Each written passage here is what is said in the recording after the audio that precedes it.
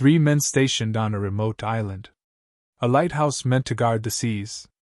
A storm that never came. And then, silence. No bodies. No clues. Just an empty tower, and one terrifying journal entry. This is the real story of the Flannan Isles disappearance, one of the most haunting maritime mysteries of all time. Case 1. The Vanishing Keepers of Eilean Mor. On December 26, 1900, a small relief vessel named Hesperus approached the Flannan Isles, a cluster of rocky islands northwest of Scotland. The crew aboard the ship had one job: deliver supplies and rotate the 3 lighthouse keepers stationed there, James Duckett, Thomas Marshall, and Donald MacArthur. But something was wrong.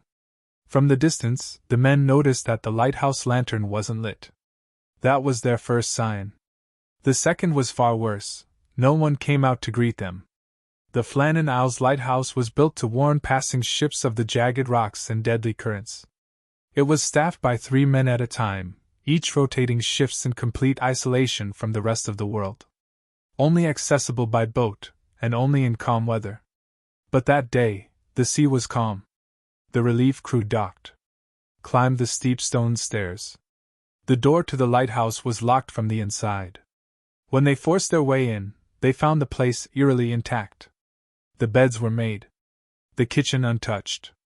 A clock had stopped. Oilskins, heavy coats for storms, were missing for 2 of the men. The third coat was still hanging on the wall. It was as if one of the keepers had gone outside into a storm, without his coat. Then came the logbook.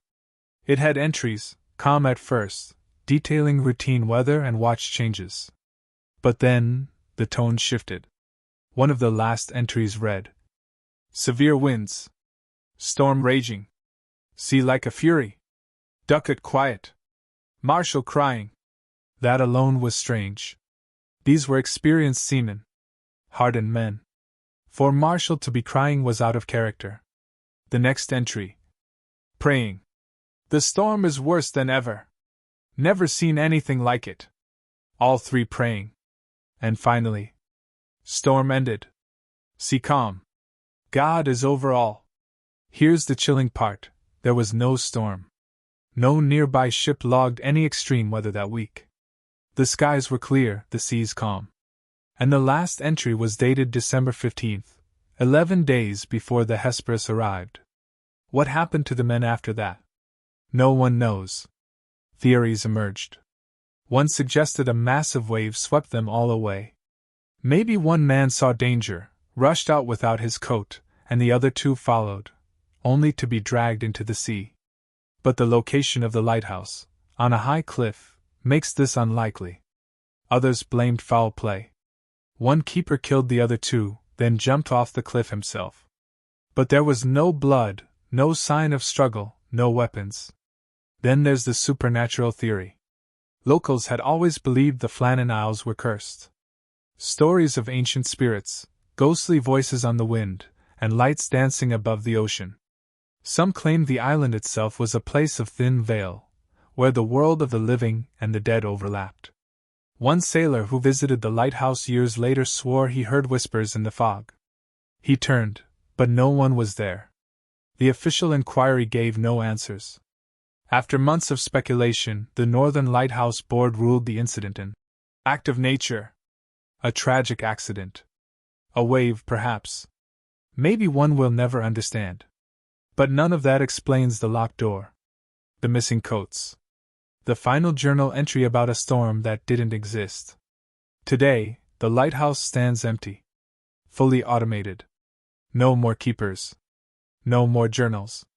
Just the endless howl of wind across the rocks, and the flickering of a light that no longer needs a hand to guide it. 3 men vanished without a trace, as if the sea itself swallowed them whole. But the true horror may not be the sea.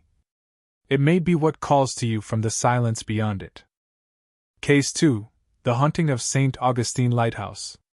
Children's laughter in an empty stairwell. Footsteps on metal steps that echo without a source. And a mirror that reflects someone who isn't there. This is the story of the St. Augustine Lighthouse, a real place with a terrifying past, and spirits that refuse to leave. On the northeastern coast of Florida, the St. Augustine Lighthouse rises above the Atlantic, tall, proud, and strikingly beautiful. Completed in 1874, it's one of the oldest surviving brick lighthouses in the United States. But behind its elegance is a dark and tragic history. Today, it's open to tourists.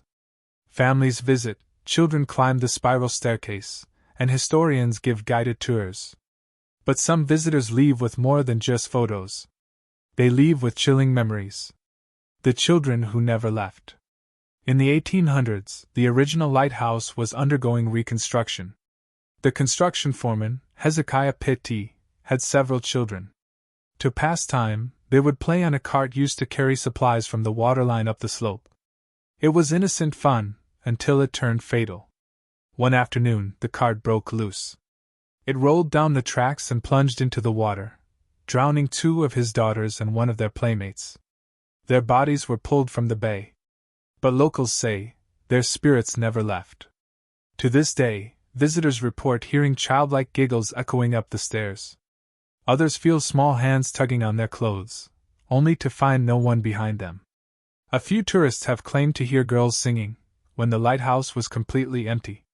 One guide said she heard footsteps running above her while locking up for the night, except she was the only one inside. Voices in the keeper's quarters. The lighthouse complex includes the original keeper's house, now restored as a museum. It's beautiful, and deeply unsettling. Multiple guests have reported the strong smell of cigar smoke lingering in empty rooms. Yet smoking has been banned for years. Some see shadows passing in doorways. Some hear doors slam upstairs, doors that were firmly latched. And then there's the mirror. One visitor described standing in front of the antique mirror in the hallway, only to notice a bearded man in a dark 1800s uniform standing behind her. She turned around. No one was there. When she looked back into the mirror, the figure was gone. Investigations and evidence. Paranormal teams from around the world have investigated St. Augustine. It has appeared on shows like Ghost Hunters and Kindred Spirits. The findings are disturbing. One team recorded an EVP, electronic voice phenomenon, on the stairs. A child's voice whispering, "Help me! I can't find the light." Another captured what appeared to be a full-body apparition of a young girl standing near the base of the tower. She vanished before the camera could focus.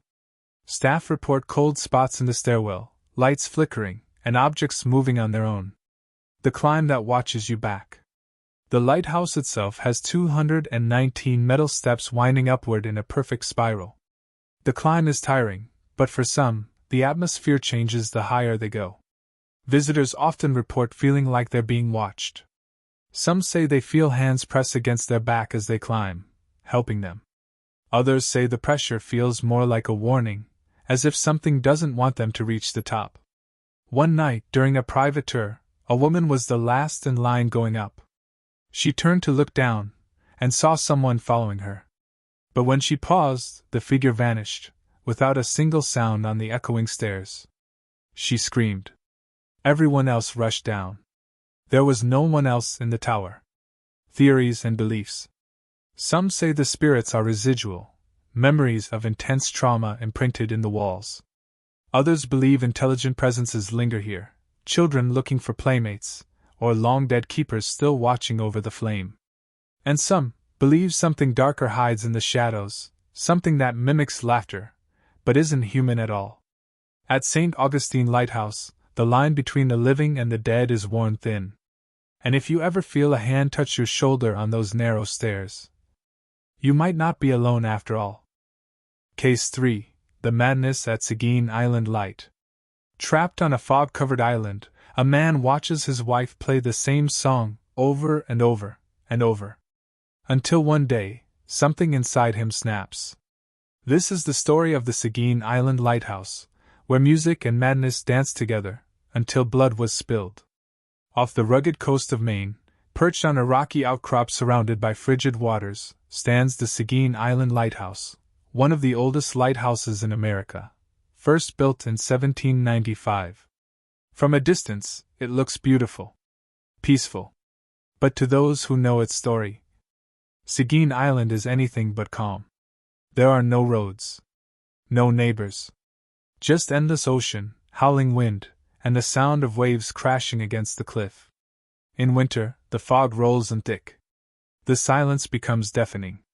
And for one married couple sent to tend the lighthouse in the 1800s, that silence drove them both to the edge. The piano that never stopped. The young woman, unnamed in historical accounts, found herself slowly unraveling from the isolation. No radio. No books. No visitors. Just gray skies and empty days. She begged her husband, the lighthouse keeper, for a piano, anything to fill the silence. Eventually, one was delivered by boat. But with a tragic oversight, it arrived with only one sheet of music. One song. A slow, melancholic tune. She played it. Again. And again. Day and night. For weeks. Then months. Never learning a new song. Just the same notes, over and over, like a haunting lullaby echoing through the tower's narrow halls. Then came the breaking point. The story goes that one night, during a fog storm so thick it choked the lantern glass, the husband snapped. Driven by the endless repetition, the monotony, the sound of that cursed song echoing through the lighthouse like a taunt, he picked up an axe. First, he smashed the piano into pieces. Then, he turned to his wife. She screamed, but there was no one to hear her. He killed her, then turned the blade on himself. By the time a supply ship arrived weeks later, both were dead. Their bodies were discovered in the keeper's quarters. Blood on the walls. Silence in the air. But the story doesn't end there. The music returns. Over the years, new keepers stationed at Seguin began reporting strange things. Some say they heard soft piano music floating through the fog, despite no instruments on the island. Others claimed to hear crying at night. Footsteps up the spiral stairs when no one else was inside. Shadows moving past the lantern room. One man awoke to find sheet music placed neatly on his bed, the same melody from the cursed piano. Even long after the lighthouse was automated, visitors, including coast guards and maintenance crews, still report music playing in the mist. Legend or truth? Official records of the murder-suicide are scarce. Some say destroyed, others say hidden. The U.S. Coast Guard has never confirmed the names of the couple. But the story has survived for generations, passed down by local fishermen, historians, and even descendants of past keepers. One thing they all agree on: Seguin Island has a presence. A memory trapped in stone and sea. And sometimes, when the wind is still and the fog drifts low, you might hear a single, sad melody playing where no piano exists. On Seguin Island, silence became a weapon, and music a curse. Because in the right isolation, even the softest song can drive a man to madness. Case 4. The Drowned Lightkeeper of Tevenek. A lighthouse built on black rock. A legacy of madness, drownings, and whispers that claw at your sanity.